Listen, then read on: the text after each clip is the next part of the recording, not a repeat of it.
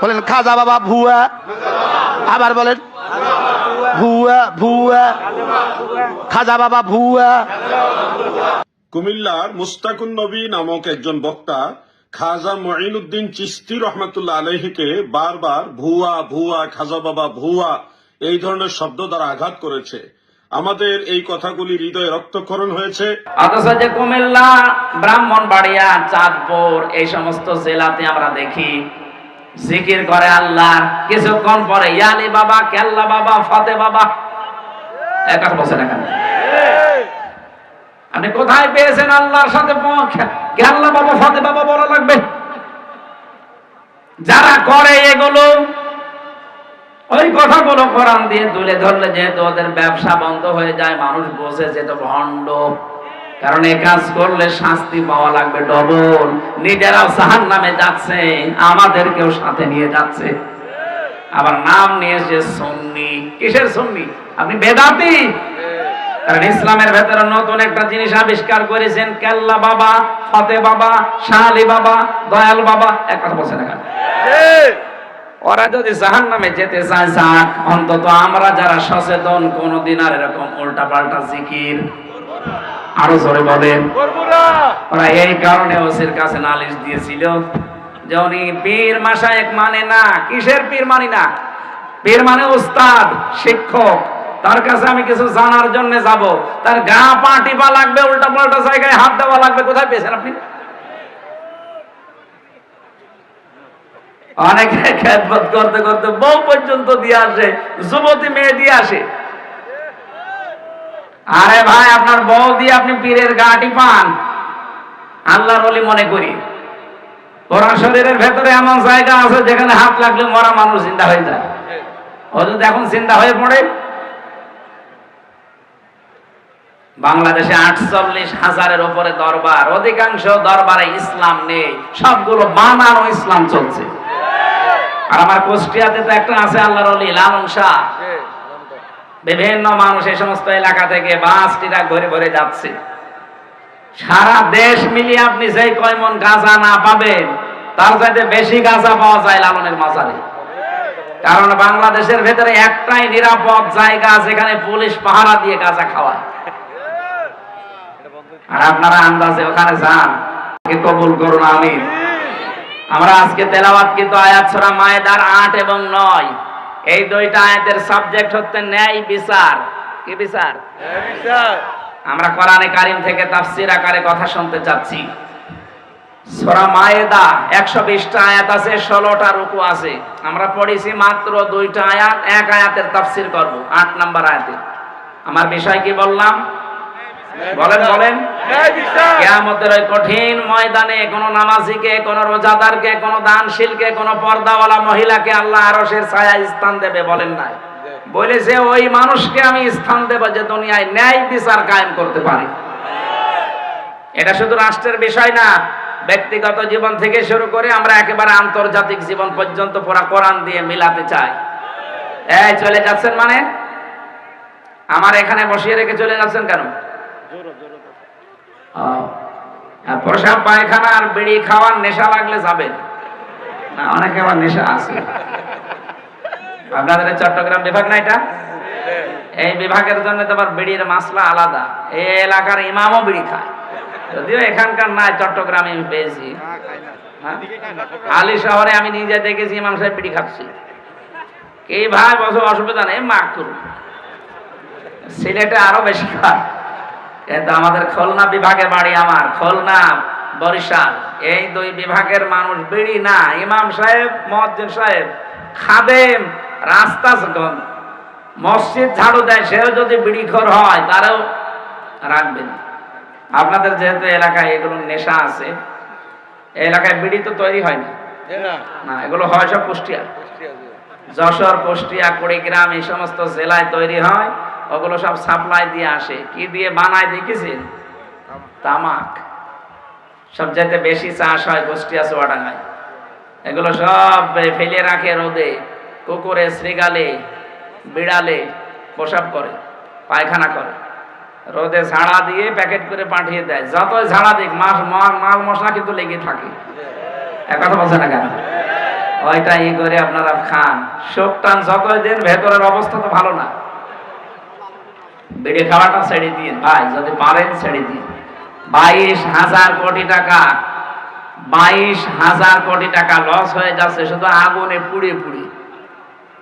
আরো 5টা ক্ষতি হয় বিড়ি খেলে। আমি তো বিড়ি খাওয়ার ওয়াজ করছি না, এটা নিষেধ করার জন্য। ওয়ালা তহলিকুম ওয়ালা তুলকু বিআইদিকুম ইলা তাহলুকা, নিজেদেরকে নিজেরা ধ্বংস করে দিও না, এটা আত্মহত্যার শামিল। মানুষ মনে করে বিড়ি খেলে আর কি কয়েকটা জিনিস নষ্ট হয়ে যায় ভেতরে। আর আপনাকে আল্লাহ যা দিয়েছেন এগুলো সব আল্লাহর পক্ষ থেকে আমানত। একটা জিনিস আপনি নষ্ট করতে পারবেন না ইচ্ছা করে, কথা বলেন না কেন? সুতরাং এটা যারা খাচ্ছেন ছেড়ে দেবেন। আর যদি খুব বেশি নেশা লাগে আজকের মতো খান, খেয়ে আবার তাড়াতাড়ি চলে আসবেন ইনশাআল্লাহ। দেখলেন ইনশাআল্লাহ, তার মানে এরা খাবে। এবার আমরা কোরআনে যাচ্ছি, নেন। আল্লাহ রাব্বুল আলামিন বলেন, ইয়া আইয়ুহাল্লাযীনা আমানু, ওহে যারা ঈমানের দাবি করো। ডাক দিয়েছেন আল্লাহ কাদের? আরো জোরে। এখানে আমরা যারা আছি সবাই কি ঈমানদার না বেঈমান? না না, আপনি আন্দাজে বললে হবে। সাহাবী প্রশ্ন করলেন, হে নবী, আমার ভেতরে যে ঈমান আছে আমি টের পাবো কি করে? নবীজি বললেন, ইযা সাররাতকা হাসানাতুকা ওয়া সাআতকা সাইয়্যাতুকা ফাআনতা মুমিন। যখন তোমার ভালো কাজগুলো তোমাকে আনন্দ দেবে আর অন্যায় কাজগুলো তোমাকে কষ্ট দেবে, ভেতর থেকে একটা বাধা আসবে, প্রতিবন্ধকতা সৃষ্টি হবে, তখন বুঝবে তোমার ঈমান আছে। বাংলার মুসলমানেরা, আমাদের সবার কাছে কি ভালো কাজ ভালো লাগে? বলেন না কেন? অন্যায় কাজ অন্যায় মনে হয়। এই যে মোবাইলের ভেতরে যাদের এমন এমন দৃশ্য আছে, সিনেমা আছে, নভেল নাটক আছে, যেগুলো নিজে দেখলে আনন্দ পান, অন্য কেউ দেখলে আপনার লজ্জা লাগে, এরকম কোন দৃশ্য যদি থাকে এই মুহূর্তে ডিলিট করা লাগবে। যাই আছে নিজে দেখলে ভালো লাগে, অন্য কেউ দেখলে আপনার লজ্জা লাগে, শরম লাগে, এইটাই কিন্তু গুনার কাজ। কথা বলেন না কেন? এরকম কোন দৃশ্য নেই মোবাইলে, এখনই ডিলিট করেন। তারপরে ওয়াজ শুরু করছি। কারা কারা ডিলিট করবেন হাত তোলেন তো, হাত তোলেন। হ্যাঁ দাঁড়িয়ে ভাই, দেখি মোবাইল দেখি কি আছে আপনার। ওই যে আপনার পাশেরটা কি আছে? কি কিছুই নেই, কিছুই নেই। আলহামদুলিল্লাহ, এলাকা ভালো। নবীজির হাদিস অনুযায়ী ঈমান আমাদের আছে কিনা এটা একটা থার্মোমিটার। ভালো কাজগুলো আপনার ভালো লাগবে, অন্যায় দেখলে আপনার ভেতর থেকে একটা বাধা আসবে, কষ্ট লাগবে, তখন বুঝবে আপনার ঈমান আছে। এই কথা বলে না কেন? এই ঈমানদারকে আল্লাহ ডাক দিয়ে জানিয়েছেন, হয়ে যাও কাওয়ামিনা লিল্লাহ শুহাদা বিল কিসত। এক নম্বরে তোমরা আল্লাহর জন্য দাঁড়িয়ে যাও, সত্যের সাক্ষ্য দেওয়ার জন্য। ন্যায় বিচার কায়েম করা এবং সত্যের সাক্ষ্য, এই দুইটার জন্য তোমরা দাঁড়াও। এ ঘোষণাকার বাংলার ইমানদারেরা, দলমত নির্বিশেষে আজকে আমাদেরকে দাঁড়াতে হবে ন্যায় বিচার কায়েমের জন্য আর সত্য সাক্ষ্য দেওয়ার জন্য। আল্লাহ রাব্বুল আলামিন বলেন, ওয়ালা ইয়াজরিমান্নাকুম শানানু কওমিন। ওরা কোরআন শরীফের যত আয়াত আমি তাফসীর পড়েছি, এইটা আমার কাছে সবচাইতে ভয়ের আয়াত। আপনি হয়তো এখনো বোঝেননি আল্লাহর বক্তব্যটা। ওয়ালা ইয়াজরিমান্নাকুম শানানু কওমিন।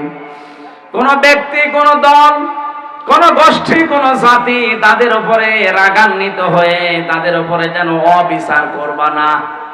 হিংসার বশবর্তী হয়ে কোন ব্যক্তি, কোন পরিবার, কোন সমাজ, কোন দল, কোন জাতি, কোন গোষ্ঠী, এদের উপরে হিংসার বশবর্তী হয়ে রাগ করে কোন অবিচার চাপিয়ে দিবা না। এ ঘোষণাকার অথচ আমি আমার মনে হয় এই 54 বছরে এইটাই দেখতে পাচ্ছি। একটা লোকের উপরে রাগ আছে, রাগ তুলতে গিয়ে ন্যায় বিচার না অবিচারের একেবারে সর্বশেষ জায়গায় পৌঁছিয়ে যাচ্ছে। এই আয়াতটা কিয়ামতে অনেকের বিরুদ্ধে দাঁড়াবে আমার মনে হয়। বিশেষ করে যে মহিলা নিজের রাগকে কন্ট্রোল করতে না পেরে একটা মানুষের উপরে, একটা ব্যক্তির উপরে, একটা দলের উপরে রাগ করে তাদেরকে শেষ করে দেওয়ার জন্য অবিচারের একেবারে শেষ পর্যায়ে চলে গেছে। আরে ভাই, আমার নামে যদি কেউ রাজাকারের মামলা দেয়, এটা শয়তানও বিশ্বাস করবে? ওসি আমারে ডাক দিয়ে বলছে, হুজুর আপনি আইসেন না কেন? আমাদের কাছে নির্ভরযোগ্য সূত্রে খবর এসেছে যে আপনি রাজাকার। আমি বললাম যে ভাই, আপনি আমারে দেখেছেন কোনোদিন সরাসরি? বলছে না, আমি একটা হিন্দু মানুষ। তাতে একটা হিন্দু মানুষ, আমাকে তো দেখেননি সরাসরি, কোন কারণে এটা বলেন? বলে সকালবেলায় এসেছিল কয়েকজন জব্বার পাগড়ি মাথায় দিয়ে, তারা এসে বলল আপনি নাকি কুষ্টিয়ার চিহ্নিত রাজাকার। বললাম আমার বয়স এখন 33 বছর, আমার 92 সালে জন্ম। আমার বাবা ওই সময় হয়েছে কিনা আল্লাহ ভালো জানে। আমার বাবার মনে হয় এখন 55 বছর হবে। 55 বছরের বাবার বয়স, আমার বয়স 33। আমার মা আরো মনে হয় 4-5 বছরের ছোট হবে আমার বাবার। আমার বাবারই তো ওই সময় বিয়ে হয়নি। কথা বলেন না কেন? আমার বাবার তো অন্তত ওই সময় বিয়ে হলেও আমার মায়ের ওই সময়, আমার বাবার সাথে বিয়ে না হলে আমি কিভাবে হলাম দুনিয়ায়? আপনি কি কারণে এগুলো করছেন আমাকে একটু বলেন তো। আমি নিজে করতে চাইনি, আমাকে দিয়ে করাচ্ছে মাইজ ভান্ডারের কিছু লোক। মানে এবারে বুঝলাম যে হ্যাঁ, ওদের আঘাত লেগেছে কোন জায়গায়। তার কিছুদিন আমি সূরা ফুরকানের 68 নাম্বার আয়াতের একটা ব্যাখ্যা বলেছিলাম, ওটা নাকি ওদের বিরুদ্ধে গেছে। ওয়াল্লাযীনা লা ইয়াদউনা মা'আল্লাহি ইলাহান আখার। রব্বুল আলামিন বলেন সাবধান, আল্লাহকে যারা ডাকো তার সাথে অন্য কাউকে জুড়ে দিবা না। এই কথা বুঝতেছেন? আল্লাহকে যারা ডাকে তার সাথে অন্য কাউকে যারা ডাকবে, ইউদাফ লাহুল আযাব, তাদের শাস্তি ডবল হবে। কয়টা? আরো জোরে।